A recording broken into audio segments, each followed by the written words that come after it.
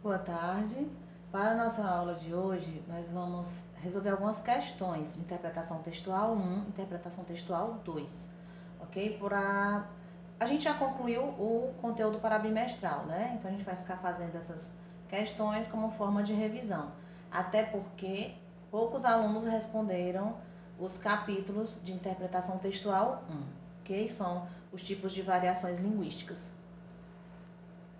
A questão a ser analisada agora é uma tirinha, certo? Na tirinha inicia assim: abrace-me, beije-me, nunca deixe-me. Tudo bem, mas antes, dá para acertar o pronome? Aqui nós observamos o quê? Nós observamos, pessoal, que a resposta, primeiro, trata-se de uma variação diastrática, ok?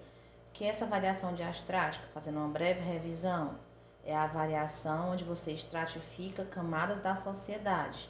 Então, aqui foi o uso do português inadequado, né? Fora da linguagem formal. Então, aqui nós temos a opção letra D, por quê? Vamos ler o comando da questão novamente. Na tirinha anterior, especificamente no terceiro quadro, a jovem interlocutora aponta que o rapaz desobedeceu a norma culta em uma fala prévia quando a letra D é a resposta correta, quando ele utiliza palavras negativas e mantém o pronome em posição enclítica. A gente vai só observar isso, né? Nunca deixe-me. Aqui vocês podem fazer revisão de duas matérias, né? De colocação pronominal, porque a gente observou que palavras negativas você puxa o pronome para antes do verbo, tá? E aqui não deixou de ser uma variação diastrática. Por conta disso é que vai ser a opção D, tá certo? Deveria ser uma próclise e, no entanto, o rapaz respondeu utilizando uma ênclise, né? A posição enclítica. Próxima questão trata de texto e contexto, que é o mesmo módulo, módulo 5, interpretação textual 1. Assum preto. Tudo em volta é só beleza, sol de abril e a mata em flor. Mas assum preto, cego do zóio, não vendo a luz, ai, canta de dor. Talvez por ignorância ou maldade das pior. Furaram o zóio do assum preto, pra ele assim aí, ai, cantar de mió. Assum preto vive sorto, mas não pode avoar, 1000 vezes a sina de uma gaiola. A canção foi construída com formas do português não padrão, tais como fro, volta, óio, talvez, mardade e outras. Essas formas legitimam na construção do texto, pois o que é legitimam quer dizer, pode ser utilizada, né? Existe uma espécie de defesa dessa forma que foi escrita, por quê? É só porque é uma música, tá? Aí nós colocamos na letra D, aliás, a letra D é a opção correta, são comumente encontradas na língua e na identidade popular. Então, gente, aqui é uma língua falada, é uma linguagem, né, falada, tá? E de maneira coloquial. Então, nossa língua está sendo utilizada aqui, a língua portuguesa, sim, mas de maneira coloquial, vendo bem essa parte, né? Não deixa de ser um pouco de variações, mas é porque aqui está mais voltada para o contexto da música, para saber se a música pode ser escrita assim ou não. Diante do contexto, né, que está retratando alguém com esse nível de escolaridade, sim, pode ser escrita assim. E justamente porque é encontrada na língua, né, essa identidade popular. Então tá defendida, vamos dizer assim, foi defendida a colocação dessas palavras que estão em negrito por conta de ser uma fala bem coloquial, tá certo? Essa questão aborda a variação diatópica, ok?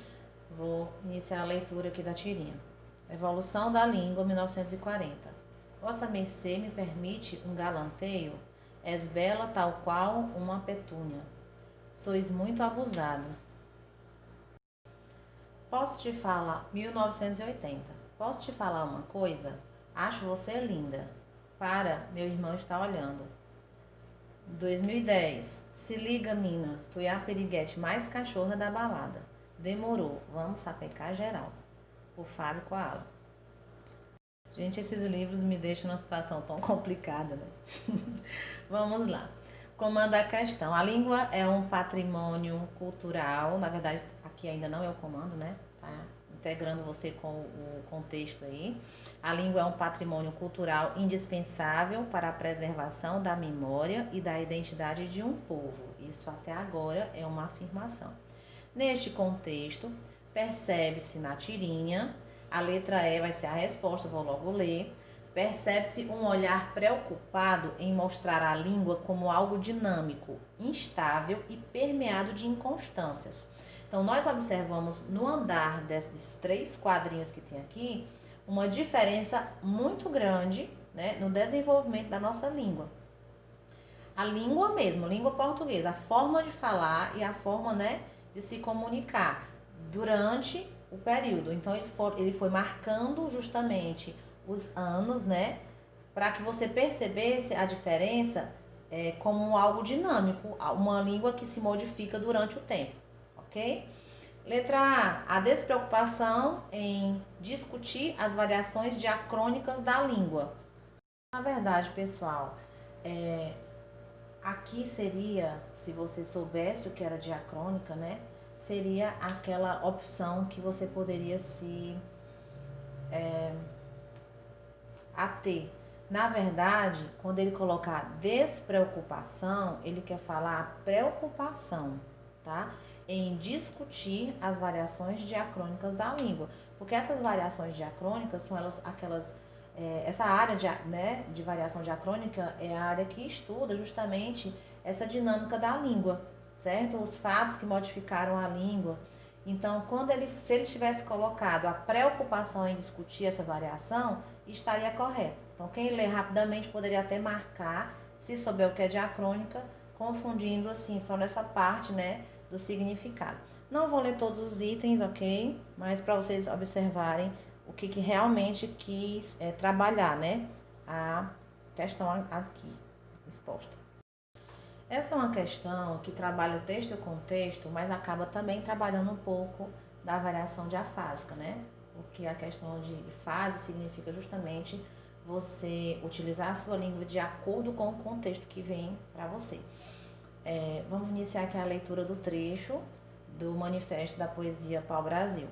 A língua sem arcaísmo, sem erudição, natural e neológica. A contribuição milionária de todos os erros, como falamos, como somos. Nesse trecho do Manifesto da Poesia Pau-Brasil, de Oswald de Andrade, depreende-se um dos programas propostos pelos modernistas, sendo este, qual é esse programa proposto? Ok? Resposta: a incorporação da fala brasileira à língua literária nacional. Gente, aqui é justamente essa questão. Primeiro, esse aqui retrata um movimento modernista, né? A primeira geração do modernismo. E nessa geração, eles estavam justamente querendo quebrar contra o padrão que vinha lá, né, de Machado de Assis, José de Alencar especificamente, e mais alguns outros no estilo do José de Alencar, que tinham a língua como algo muito a ser trabalhado, né? Depois nós observamos que vocês estão vendo literatura, viram agora por último a poesia parnasiana, que era algo muito construído através de palavras muito, então eles vinham disso. Tanto é que o parnasianismo parou justamente na Semana da Arte Moderna, que junto com esses movimentos aí da primeira geração, ok? Só fechando agora a literatura e continuando com a nossa questão, aqui nós observamos uma situação de adequação, né? Se nós vamos ler e nós queremos entender o que estamos lendo, que ele que estava querendo propor, Oswald de Andrade aqui, e os seus colegas, era que nos textos que a gente estava escrevendo, né, eles como autores pensaram assim, nos textos que nós estamos escrevendo, Nós queremos que as pessoas consigam ler e entender e se identificar, certo? Então, por isso que seria a letra C, a incorporação da fala brasileira à língua literária nacional. Mas isso não necessita que você tenha esse conhecimento todo que eu expliquei aqui sobre a época do modernismo. Pelo texto, ele já diz isso, né? A língua sem arcaísmo, certo? Que era uma exigência, né? Na época do parnasianismo. Sem erudição, natural, tá certo? Milionária de todos os erros. Quer dizer, nós quando estamos falando, nós cometemos muitos erros, tá certo? E aí ele ainda frisa, né? Como falamos, como somos, né? Nós, seres humanos. Então ele gostaria de fazer uma arte literária nesse sentido, uma coisa mais palpável, mais perto, próxima do povo, não feita só para os doutores. Ok? Então seria isso, letra C, a opção correta. Pessoal, essa é uma questão do módulo 6 de interpretação textual 2, ok? Interpretação textual 1, eu fiz uma questão de cada conteúdo, né? E aqui a gente está vendo uma sobre intertextualidade, ok? No texto 1 diz assim: poema de 7 faces. Mundo, mundo, vasto mundo. Se eu me chamasse Raimundo, seria uma rima, não seria uma solução. Mundo, mundo, vasto mundo, mais vasto é meu coração, de Carlos Drummond de Andrade. No texto 2, nós temos inclusive ele com o nomezinho imitado, né? CDA. Ó vida, triste vida, se eu me chamasse Aparecida, dava na mesma. Ok? De Euridice Fontenelle. No comando aqui,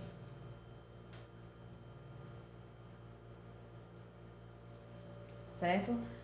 Vamos, a questão do Enem, né? Euridice Fontenelle intitula seu poema CDA, sigla de Carlos Drummond de Andrade, e entre parênteses indica imitado, porque, como nos versos de Carlos Drummond, a letra C, a opção correta, né, aponta a insuficiência da poesia para solucionar os problemas da vida, certo?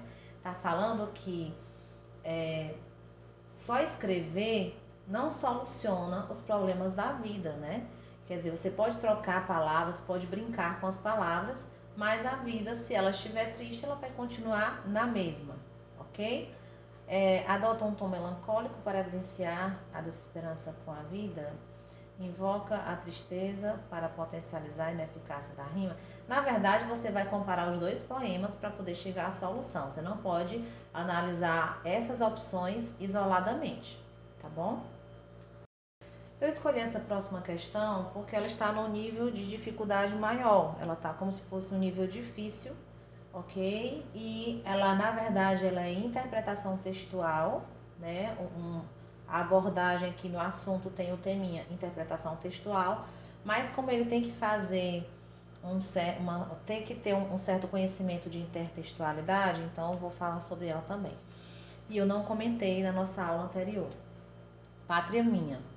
Mais do que a mais garrida, a minha pátria tem uma quentura, um querer bem, um libertas, quais será também, que um dia traduzi no exame escrito, libertas, que será também, e repito. A frase em latim é comumente traduzida como liberdade, ainda que tardia. Considere as seguintes afirmações. Primeiro item, né? O diálogo com outros textos, intertextualidade, é procedimento central na composição da estrofe? Sim, né? Tá conversando até com nosso próprio hino. 2. O espírito da contradição manifesto nos versos indica que o amor da pátria expressado não é oficial e nem conformista? Verdade, né? Se você observar aqui nos versos, ele fala sobre uma pátria que ele gosta, tá? Então, quando ele fala espírito de contradição manifesto nos versos, indica amor da pátria, que esse amor ele não é expressado de uma forma conformista, não, ele quer que a pátria seja liberta, né? Ele não está, o conformismo aqui não está presente. Então, tá correta a 2, né? 3, deixa eu só ver se vocês estão enxergando direitinho, deixa eu puxar mais pra cima. 3. O apego do eu lírico à tradição da poesia clássica patenteia-se na escolha de um verso latino como núcleo da estrofe? Não, aqui já não seria o núcleo da estrofe, ok? Núcleo não. Então, assim, realmente é só a letra C, né? 1 e 2, já tá aqui até a resposta. Não sei se vocês estão enxergando. Deixa eu subir aqui mais um pouquinho. Agora deu. Certo?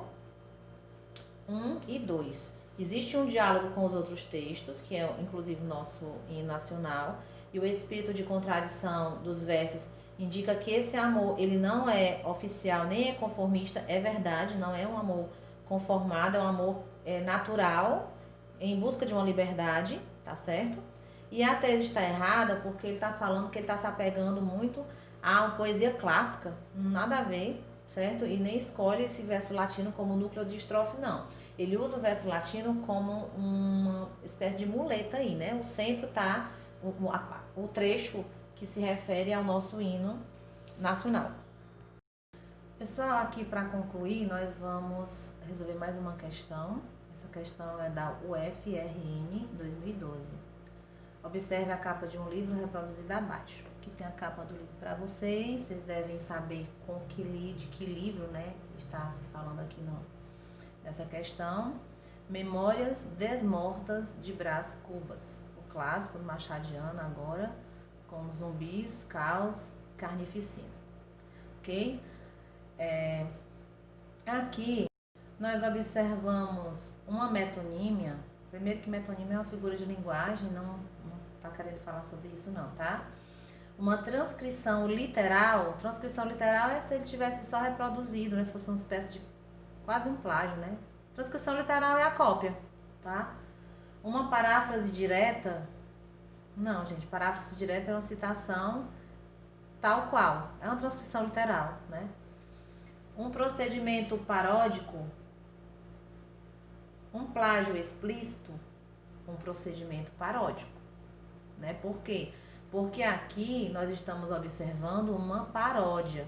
Quando nós observamos aqui que ele pega a questão, a imagem do livro e transforma, e inclusive ele faz uma brincadeira, porque nesse livro Machado de Assis está como se ele estivesse morto e estivesse escrevendo sobre sua vida.